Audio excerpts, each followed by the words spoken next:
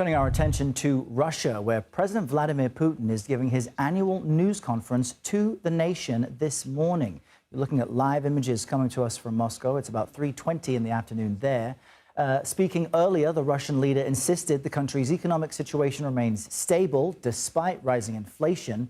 He praised his troops and their gains in Ukraine as the conflict approached its third year. This morning, Ukraine's President Volodymyr Zelensky urged unity between the U.S. and the EU at a summit in Brussels. This is amid growing concerns the Trump administration, once it takes hold, could cut back American support for his country. Joining me now for more on this is Washington Post reporter Mary Ilyushina, joining us from Berlin. Mary, what would have been some of the standout answers, if we can call it that, from Putin's conference this morning? Well, obviously, the war in Ukraine is the main topic, as well as the economy.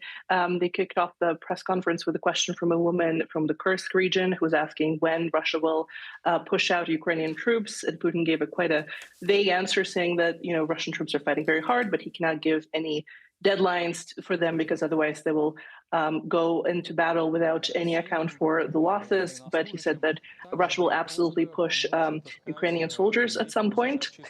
He also spoke about Donald Trump. He was asked whether he has any plans to meet him or have negotiations, and what kind of position Russia would be in when and if there's going to be a negotiation on Ukraine. And he said that he hasn't spoken to Trump in 4 years, but he's willing to do it at any moment whenever Donald Trump is ready for it, even though we've reported that there has been a call that Kremlin later denied. And then, obviously, the economy, because a lot of Russians are feeling the inflation, are feeling the rising prices. They're not very happy about it. And he had to battle a lot of questions about what he plans to do with the economy. Have we heard anything about Syria and Bashar al-Assad now that he's fled to Moscow? And do we know about what the main concerns Russians have heading into the new year? Yes, Putin said that he hasn't met Bashar al-Assad yet, but he plans to do so. He was asked about Austin Tice, the journalist who was missing, who went missing in Syria in 2012. And he said that he got the request from his family to basically ask about his whereabouts and that he would do so.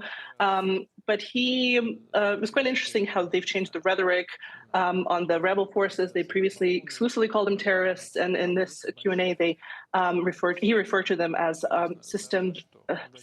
non-systemic opposition or something like that. And the main concerns Russia has right now are their two military bases in Crimea and Latakia. They have a naval base and an air base that are key to their logistics in Africa and Middle East. And as far as we understand, they're trying to figure out a way to keep those very crucial locations yet. But obviously, those conversations will not be happening with Assad anymore. All right, the Q&A continuing. Mary Ilyushina, thanks for your insight.